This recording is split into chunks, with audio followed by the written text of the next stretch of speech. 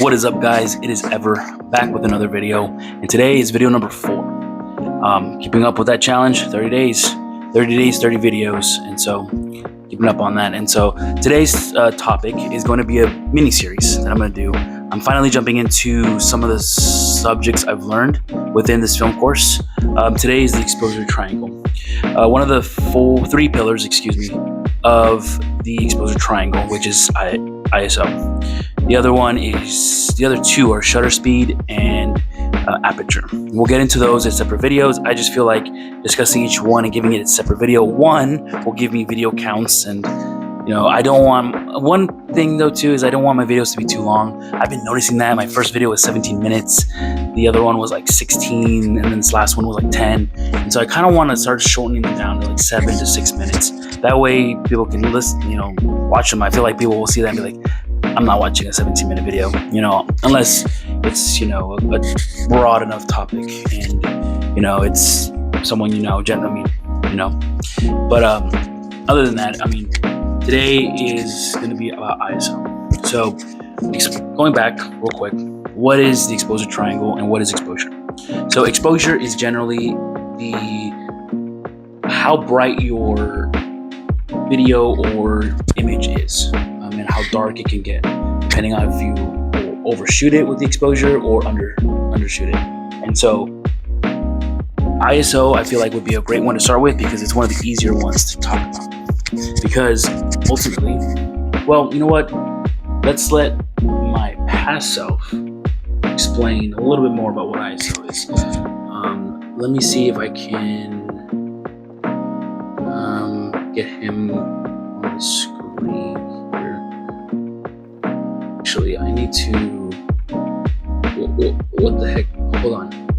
No. What is that? What is up, guys?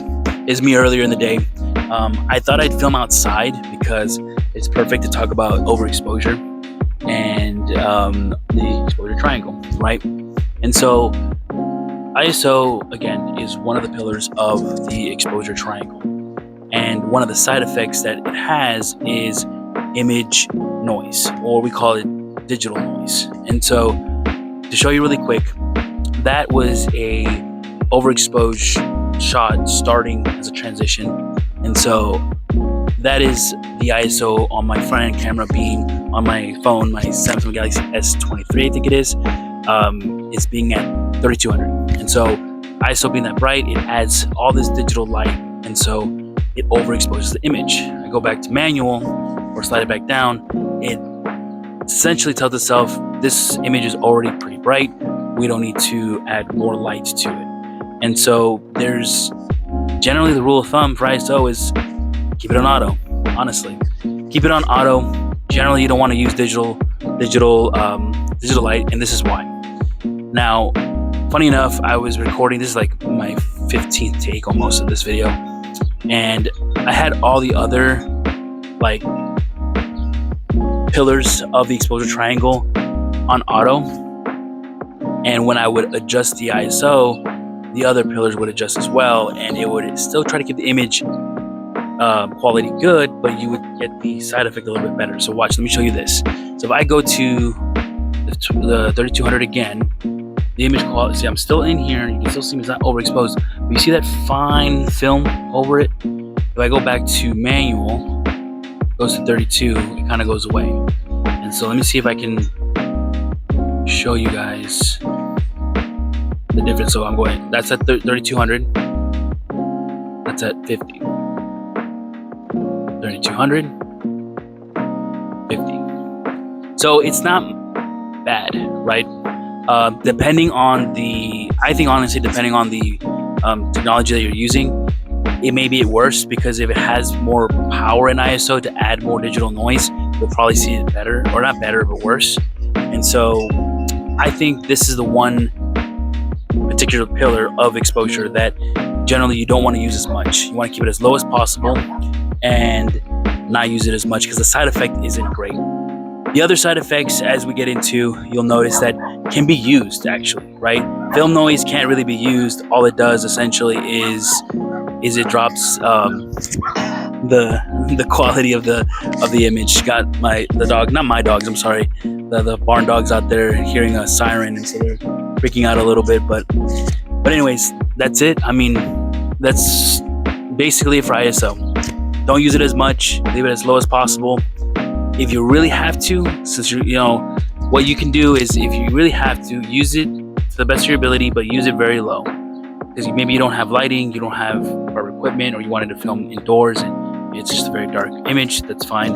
But use kitchen lights, use house lights, anything that you have to already brighten your image, and use ISO just to kind of make a little adjustments as needed. And so, all right guys, so back to me in the future.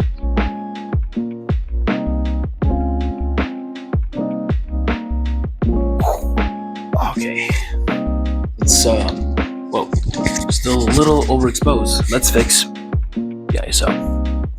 So, funny enough, that is underexposing indoors. See how much of a difference that is, especially because I don't have the sun out here or in here, so didn't have the same lighting as I did out there. And then let me see, this is manual, perfect, because if I do auto, it's still pretty dark. And we click auto here, we're back to normal. And so there we go.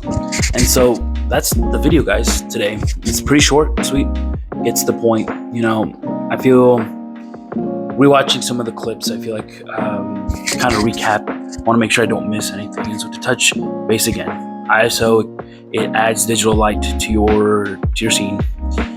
Essentially, don't use it too much. I kind of made a comment that ISO can't generally be used at high, like at real high numbers, but if it's just a soft, yeah, because you can see, if you really zoom in on the video, you'll see this is at 3200 right now indoors. We go back to auto, kind of clears up. And so it is something that we've generally tried to use very little of. If you really have to use it, you can, but just know the more you use, you start sacrificing quality of your image. And so we try to leave that as low as possible, and then go from there. General things you can do that I've learned from, honestly, for just doing these videos, to be honest too, and just practicing in general. Lighting. Right? Lighting is going to be key. I haven't even gotten to that lesson yet, like full lighting. I just started it, to be honest.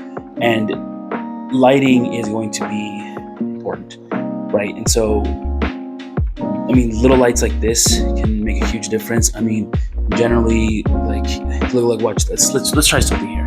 Right now, see, the ISO is actually changing when it's auto, because if I put a little bit more light on me, it goes down. But if I take it away, it kind of increases a little bit. If I add it, it goes down, right? And so obvious things, but to people who are novice or brand new to this, essentially it's something that we're going to learn. I think in the future we'll touch on this topic. I think the pillars of being a good filmmaker, or just in general making good videos, lighting, audio, and movement, I think are going to be the pillars for best fit, at least right now. Let's see if my opinion changes as I learn more about it. But I think those are the three things that would make a good video good. And in general, then again, movement, it depends on the type of video you're making, right? Because there's not that much movement here. It's kind of like an interview type style. I'm talking to the camera. Not much movement. But if we're doing action scenes or some sports, things like that, then there's a bunch of movement. I know transitions are very popular, and so that being said, it's just one of the things that I think adding cool movements kind of brings up the video quality, especially when you're making content for someone else, whether it's a business or anything like that. And so that's what I think those three things would be: lighting, learning that, and learning exposure. And that goes hand in hand. And so as I get better gear, and not just better gear, but just better understanding of how lighting works, what to use and what not to do, my videos will start improving. And so guys, again, don't be afraid to just try it and see how, play with it, man. Overexpose the crap out of your image and see if you can turn off lights in your house and see if you can make it look good. Underexpose it and see if you can light up the house and see if it comes out better. See what works for you. And so that's it. That's today's video. Thank you so much for watching.